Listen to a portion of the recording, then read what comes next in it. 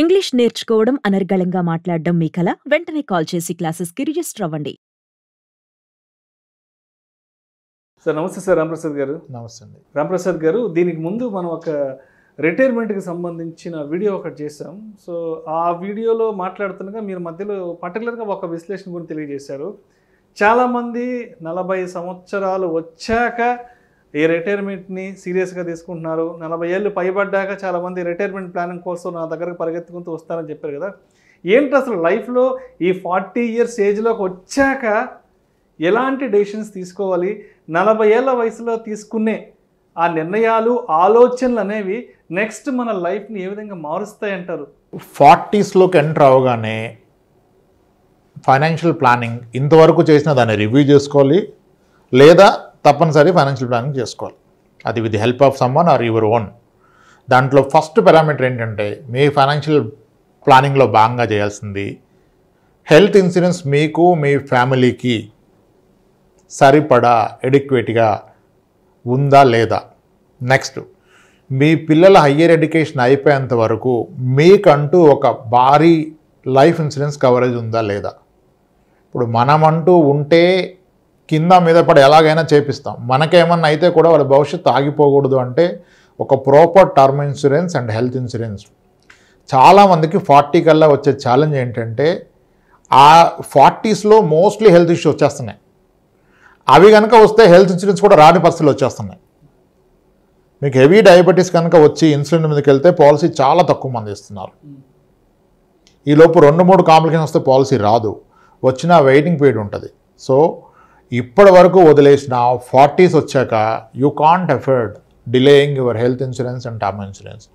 ఆ రెండు తీసుకొని తర్వాత మీ బాధ్యతల గురించి ఆలోచించండి. మొదటి బాధ్యత, మీ కర్తవ్యం ఏంటంటే ఫ్యామిలీకి హెల్త్ ఇన్సూరెన్స్ తీసుకోవటం, తర్వాత మీకంటూ ఒక టర్మ్ ఇన్సూరెన్స్ తీసుకోవటం అండి.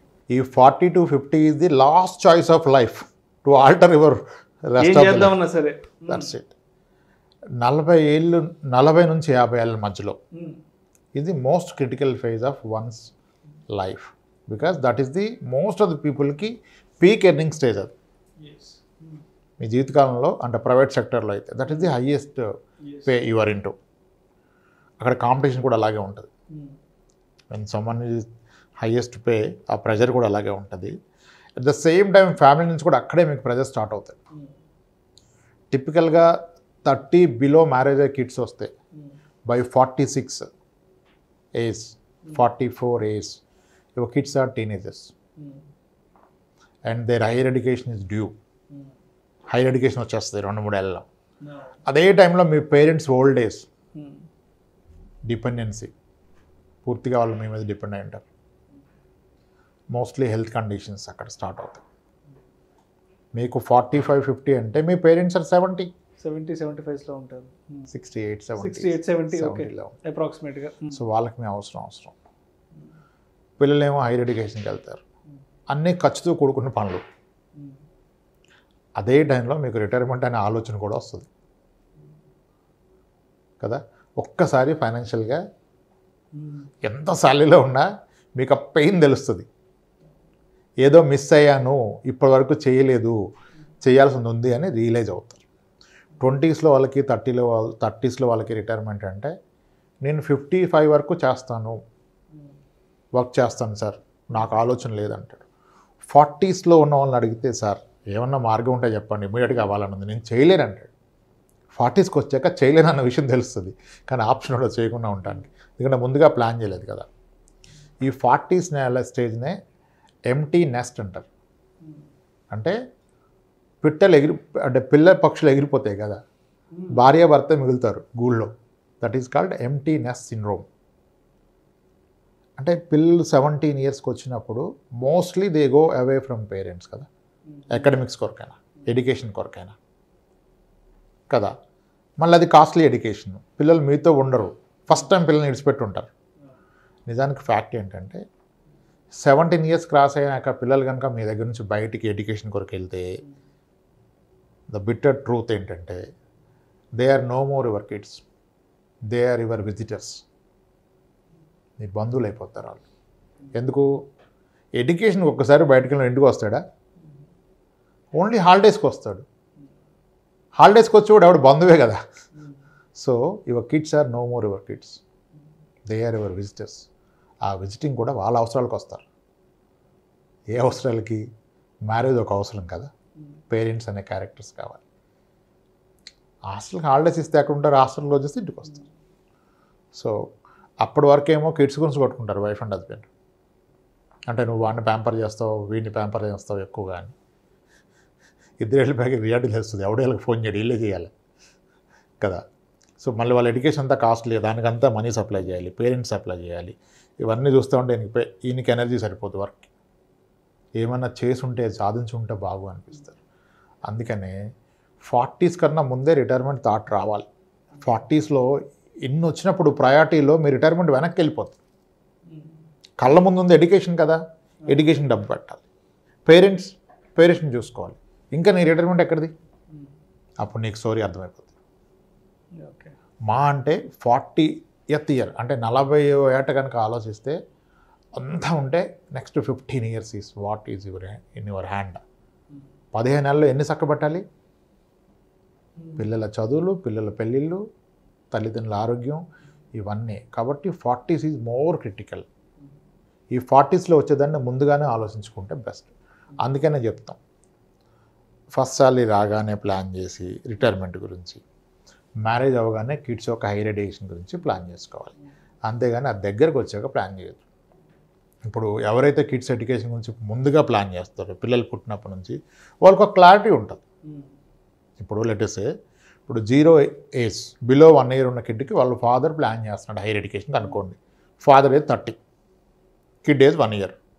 ఇప్పుడు హైయర్ ఎడ్యుకేషన్ అంటే எனக்கு అర్థమైపోయింది 16 ఏళ్ళ తర్వాత 17 ఏళ్ళ తర్వాత వస్తుంది, అంటే +2 అయిపోయాక. దానికి నేను ప్లాన్ చేశాడు.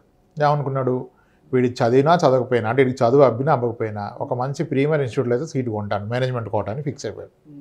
ఇప్పుడు మేనేజ్మెంట్ కోటా అంటే ఇంజనీరింగ్ అనుకుందాం example, Vellore institute, SRM, bits Pilani, IIIT, వీటిలో మీకు పేమెంట్ కడితే పేమెంట్ సీట్ వచ్చేస్తుంది. ఈరోజు వాటిలో ఫీజు ఇంచుమించుగా 20 లక్షలు ఉంది 4 years కలిపి. మరి ఇప్పుడు 20 లక్షలు ఉంటే 16-17 ఏళ్ళ తర్వాత 20 లక్షలు ఉంటుందా? ఉండదు కదా.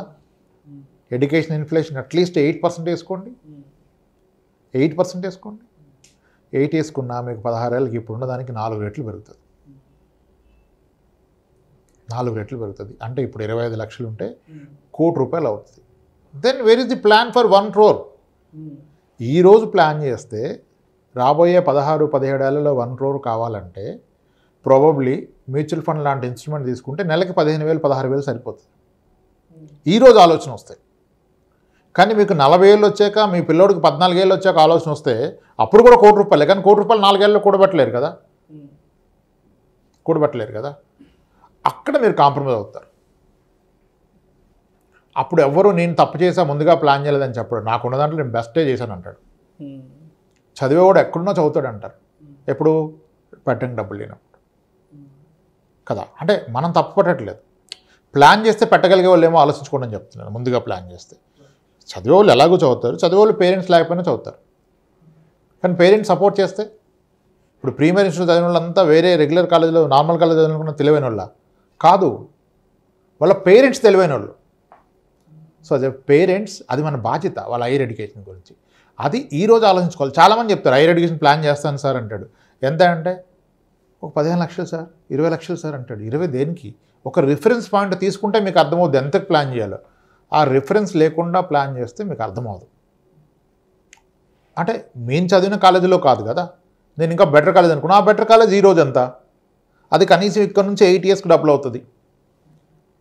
వీడికి 17 ఏళ్ళు అంటే డబుల్ కాస్త మళ్ళీ డబుల్ అయిపోద్ది కదా. దానికి ఎక్కడ పెడతావు? అది ప్లాన్ చేయాలి. ఓకే. సో అంటే ఇప్పుడు ఈ ప్లానింగ్ లేనంత లోపల ఇన్వెస్ట్ చేయడానికి కాదు, డబ్బులు ఏం వృధా చేయరు.